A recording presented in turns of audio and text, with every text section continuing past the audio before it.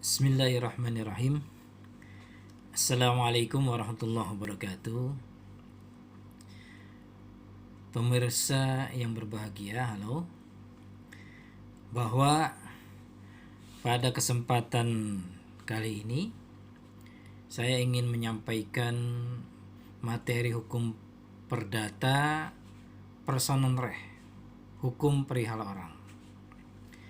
Paling tidak ada beberapa fokus bahasan yang akan saya jelaskan mengenai hukum perihal orang. Sebagai pembuka perlu saya sampaikan bahwa personen reh atau hukum perihal orang ini, kata orang di sini maksudnya subjek hukum atau pembawa hak.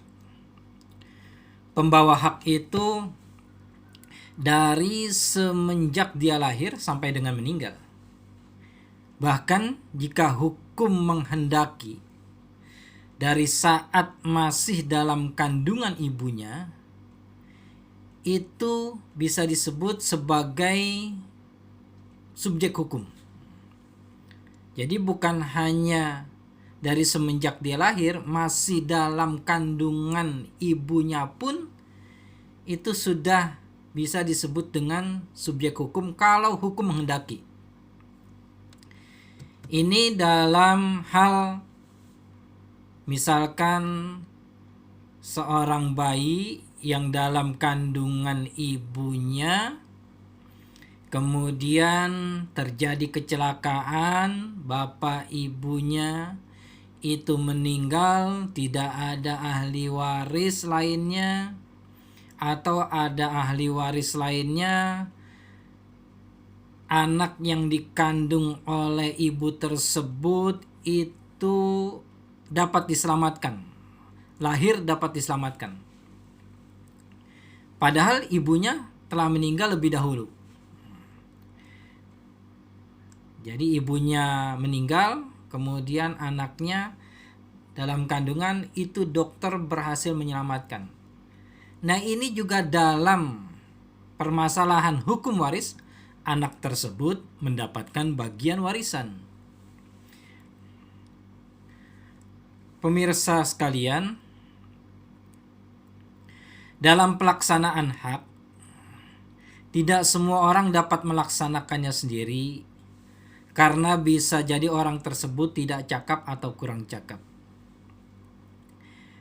Tadi saya lupa menyampaikan mengenai pembawa hak yang masih dalam kandungan ibunya pun itu bisa disebut sebagai subjek hukum. Itu bisa Anda lihat atau hukum perdata mengaturnya dalam Pasal 2 ayat 1 Kitab Undang-Undang Hukum Perdata. Nanti bisa dilihat. Kembali lagi kepada yang tadi, bahwa dalam pelaksanaan hak tidak semua orang dapat melaksanakannya sendiri karena bisa jadi orang tersebut tidak cakap atau kurang cakap untuk melakukan perbuatan hukum. Dari pembukaan ini ada beberapa pengertian yang harus saya jelaskan. Yang pertama, tadi ada disebutkan subjek hukum. Yang kedua, tidak cakap hukum. Yang ketiga, perbuatan hukum. Maka saya akan menjelaskan tentang 3 pengertian tersebut beserta penjelasan-penjelasan lainnya. Yang pertama mengenai subjek hukum. Subjek hukum itu dalam bahasa aslinya disebut dengan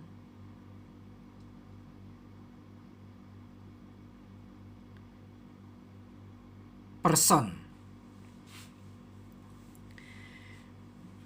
Jadi siapakah subjek hukum itu? Subjek hukum itu setiap individu yang melekat pada dirinya hak dan kewajiban. Ingat, kata individu ini bukan berarti orang ya, tetapi bisa berjadi kumpulan orang. Sehingga subjek hukum itu nanti dibagi menjadi dua. Ada badan pribadi, ada badan hukum. Badan pribadi ini disebut dengan natural person, sedangkan badan hukum disebut dengan reh person. Jadi subjek hukum itu ada badan pribadi, natural person itu individu perseorangan. Sedangkan subjek hukum yang res person atau badan hukum itu adalah kumpulan individu atau kumpulan orang-orang. Bisa berupa kegiatan usaha, perusahaan contohnya, bisa berupa instansi, itu juga badan hukum. Sehingga kalaulah kita ingin membagi badan hukum tersebut, maka paling tidak secara sederhana badan hukum itu dibagi menjadi dua. Ada badan hukum publik dan badan hukum privat. Badan hukum publik itu dapat berupa kenegaraan atau instansi dan perkumpulan kegiatan usaha. Kalau instansi, ya contohnya gampang lah. UIN itu disebut sebagai badan hukum. Melekat pada dirinya, maksudnya diri badan hukum tersebut, hak dan kewajiban. Jadi dia bisa melakukan perbuatan hukum, tetapi bukan UIN-nya yang melakukan perbuatan hukum, struktur organisasi yang akan melakukan perbuatan hukum, mewakili UIN. Kalau perusahaan, ya struktur atau organ dalam perusahaan tersebut. Nanti Anda akan belajar dalam hukum dagang dan juga hukum perusahaan. Siapa sajakah atau apa sajakah ya organ dari perusahaan. Kalau PT itu organ perusahaan, komisaris, direksi, dan rapat umum pemegang saham. Oke, kita kembali lagi kepada materi yang tadi. Sedangkan badan hukum privat dapat berupa dalam negeri, asing maupun campuran. Ini nanti contoh-contohnya bisa dilihat lah. Itu subjek hukum. Kemudian, apakah setiap subjek hukum, terutama baik itu badan pribadi maupun badan hukum, dia bisa melakukan perbuatan hukum? Maka jawabannya, apakah dia cakap hukum atau tidak cakap hukum? Bicara mengenai tidak cakap hukum, maka perlu saya jelaskan, yaitu fokus yang kedua ya. Subjek hukum sudah, yang kedua tidak cakap hukum. Nah, tidak cakap hukum, misalkan Anda atau saya, apakah saya atau Anda disebut orang yang tidak cakap hukum, maka kita lihat. Dapat dilihat di mana? Itu dapat dilihat di pasal 1330 dan pasal 330 Kitab Undang-Undang Hukum Perdata.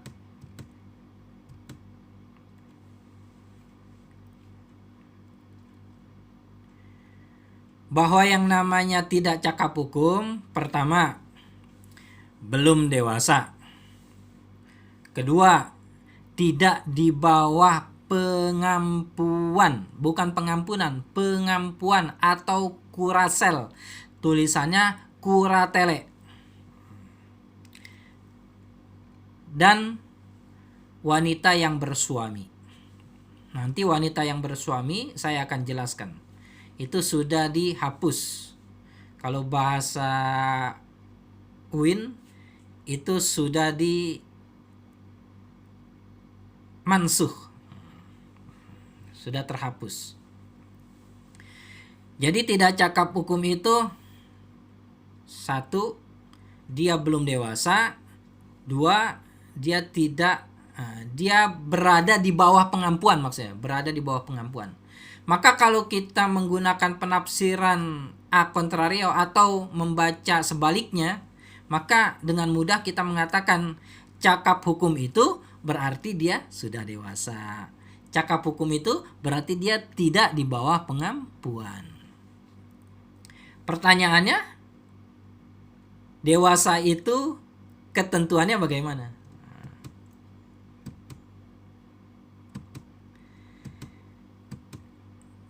Dewasa, kalau Anda tadi kembali kepada pasal 1330 dan 330 itu, dewasa adalah yang telah berusia 21 tahun atau telah kawin sebelumnya.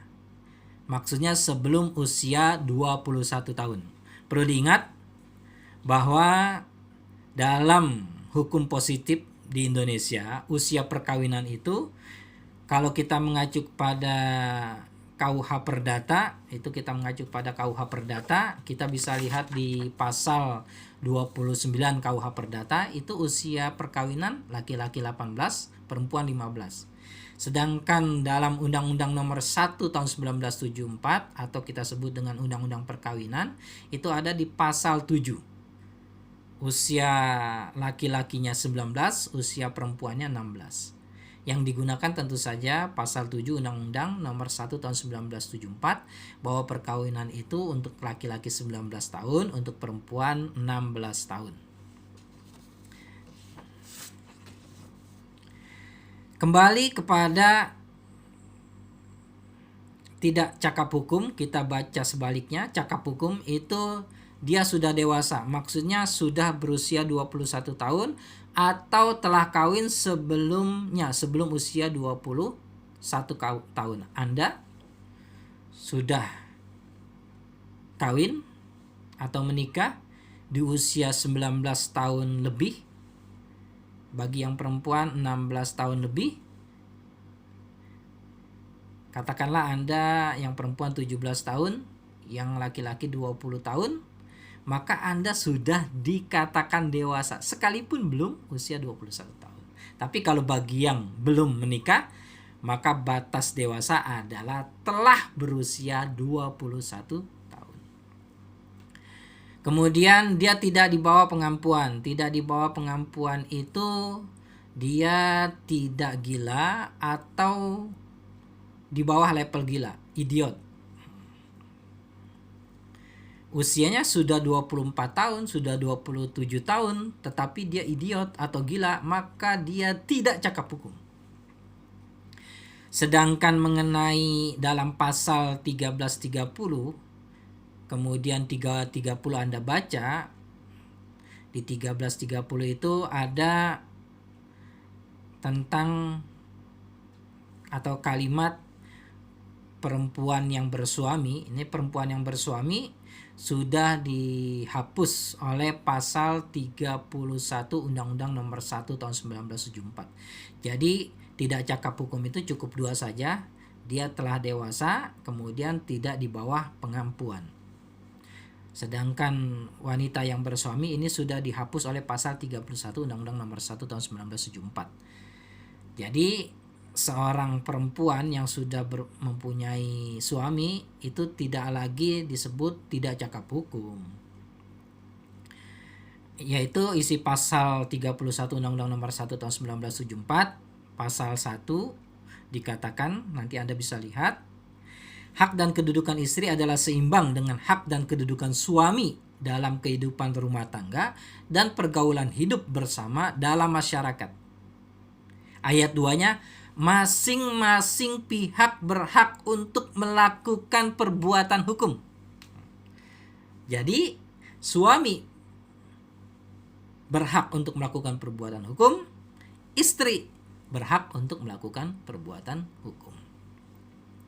Ini kalau waktu saya belajar, kenapa perempuan yang bersuami ini masuk dalam kategori tidak cakap hukum karena Kitab Undang-Undang Hukum Perdata yang aslinya adalah Burgerlijk Wetboek itu dibuat oleh Belanda. Ini politisasi Belanda yang tidak menginginkan seorang wanita maju atau bisa melakukan perbuatan kecuali yang sudah bersuami, tentunya kecuali dengan izin suaminya. Kita lanjutkan lagi kepada materi bahasan.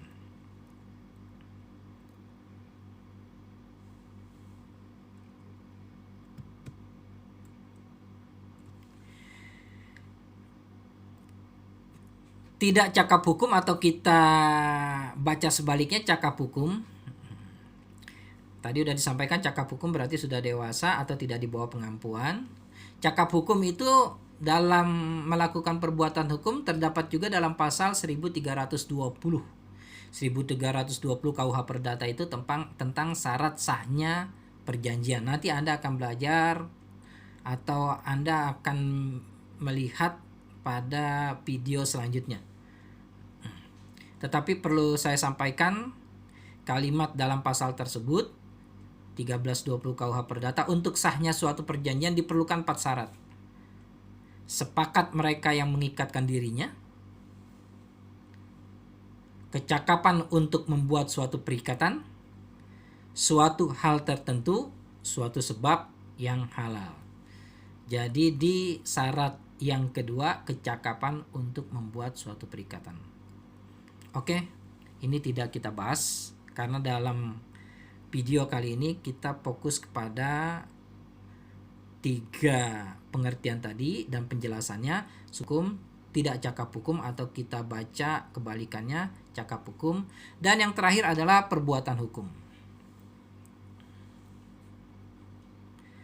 Perbuatan hukum adalah setiap perbuatan yang menimbulkan akibat-akibat hukum. Jadi setiap perbuatan yang menimbulkan akibat-akibat hukum. Apakah ada perbuatan yang tidak menimbulkan akibat hukum? Ada, yaitu bukan perbuatan hukum, yaitu perbuatan biasa. Perbuatan biasa itu misalkan kita kalau mau cuci tangan pakai sabun. Kalau kita nggak pakai sabun, maka tidak ada akibat hukum. Akibatnya hanya perut kita sakit karena diare. Itu saja. Nah, akibat hukum itu apa? Akibat hukum itu kalau kita nggak lakukan, karena kan perbuatan hukum itu adalah perbuatan yang dilakukan yang menimbulkan akibat-akibat hukum, ada hak dan kewajiban. Itu tambahan, ada hak dan kewajiban. Nah, akibat hukum ini kalau kita tidak lakukan, apa akibatnya? Akibatnya ini kita dapat digugat ke pengadilan. Nanti seseorang akan menggugat, misalkan perbuatan hukum itu perjanjian. Perjanjian itu kan ada, misalkan perjanjian jual beli. Nanti Anda akan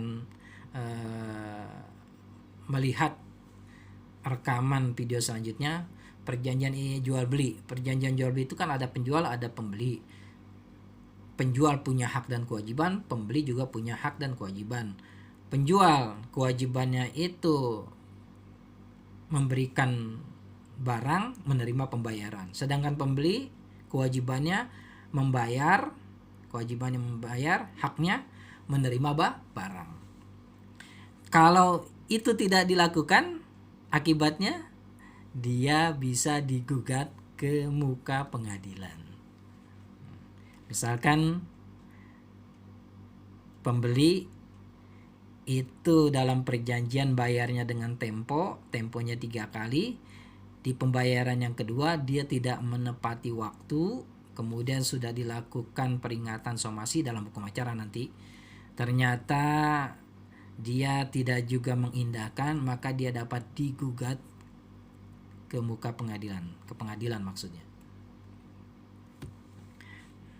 Kita lanjutkan lagi. Nah, ini perbuatan hukum itu kalau Anda melihat pasal 1313 KUH Perdata itu ada pengertian perjanjian. Nanti Anda akan bisa melihat juga dalam video selanjutnya bahwa yang namanya perjanjian adalah perbuatan. Nanti Anda lihat teks aslinya. Perbuatan dengan mana satu orang atau lebih mengikatkan dirinya terhadap satu orang atau lebih. Nanti pasal 1313 itu kata perbuatan oleh para ahli hukum itu ditambah. Jadi pasal 1313 ini tidak sempurna 1313 KUH Perdata sehingga disempurnakan oleh para ahli hukum. Kata perbuatan itu ditambah perbuatan hukum. Ya, kemudian ada kata sebelum kata mengikatkan ditambah saling. Jadi lengkapnya yang benarnya nanti pasal 1313 itu yang lengkapnya setelah dilengkapi oleh para ahli hukum. Perbuatan hukum dengan mana satu orang atau lebih saling mengikatkan terhadap satu orang atau lebih atau orang lainnya gitu. Nah, ini perbuatan hukum nanti kita akan pelajari. Perbuatan hukum itu ada perbuatan hukum bersegi satu atau sepihak, ada perbuatan hukum bersegi dua atau timbal balik. Perbuatan hukum sepihak itu kita saja yang melakukan, orang lain tidak. Ada perbuatan hukum timbal balik, kita melakukan, orang lain juga melakukan. Kalau contoh perbuatan hukum bersegi satu atau sepihak itu contohnya hibah. Kalau hibah ini kan kita saja yang melakukan kan. Orang lain tinggal terima, orang lain tidak melakukan apa-apa lagi. Tapi kalau perbuatan hukum timbal balik atau bersegi dua, saya selaku penjual tadi melakukan juga, sedangkan B selaku pembeli juga melakukan. Saya selaku penjual ada hak dan kewajiban, B selaku pembeli juga ada hak dan kewajiban. Ini namanya perbuatan hukum timbal balik atau bersegi dua. Tentu banyak contoh-contoh lainnya dari perbuatan hukum sepihak atau bersegi satu dengan perbuatan hukum timbal balik atau bersegi dua. Nanti bisa Anda carilah contoh-contohnya.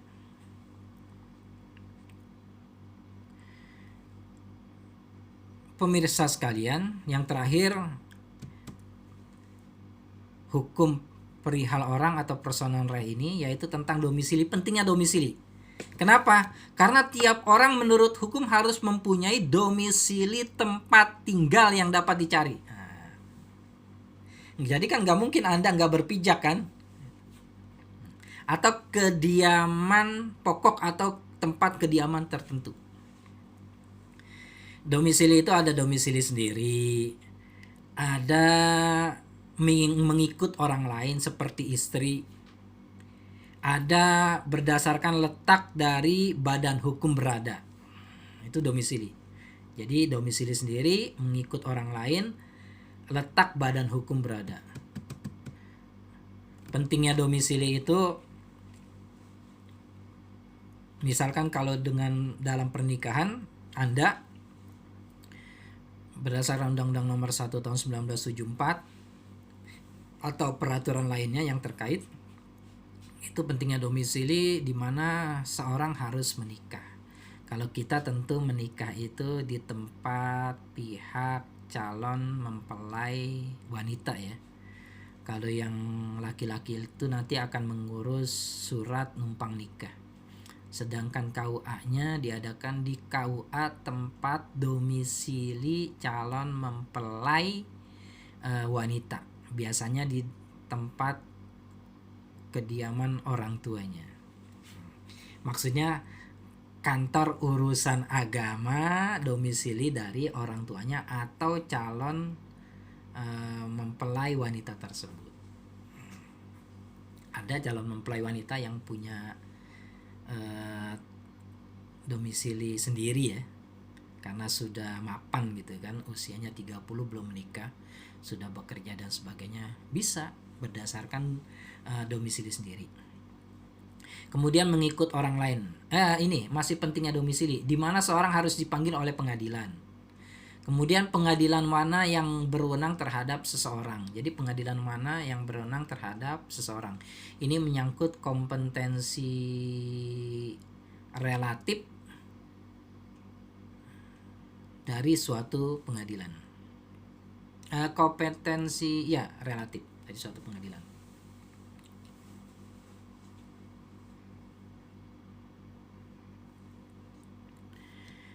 Kalau tadi mengenai macam-macam domisili, ada domisili sendiri, ada mengikut orang lain seperti istri. Ini kalau seorang istri itu kalau digugat itu di tempat kalau dia mengajukan gugatan cerai, kalau dia mengajukan gugatan cerai itu di tempat kediaman dia. Kediaman dia di mana? Kalau dia bersama suaminya masih satu rumah, belum pisah rumah, ya di tempat kediaman rumah tersebut. Tetapi kalau dia pisah, mengadakan pemisahan diri, kemudian dia beli rumah, setelah dia beli rumah, kemudian dia berdomisili lama di situ, kemudian dia ingin gugat cerai suaminya, maka di tempat domisili dia. Ini keluar dari asas actor sequitur forum rei. Ini ada dalam hukum acara peradilan agama atau undang-undang peradilan agama. Di tempat menggugat, di tempat kediaman penggugat. Nah, di tempat kediaman penggugat.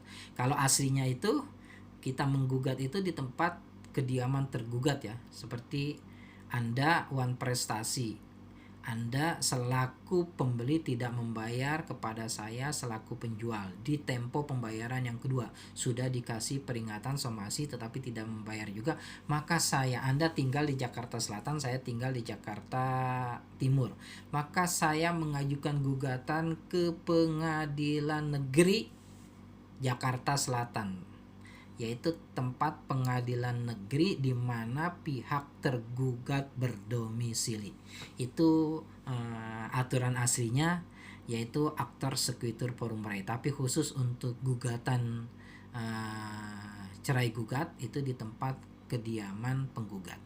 Oke, saya kira materi tentang hukum perihal orang atau personal right cukup sampai di sini.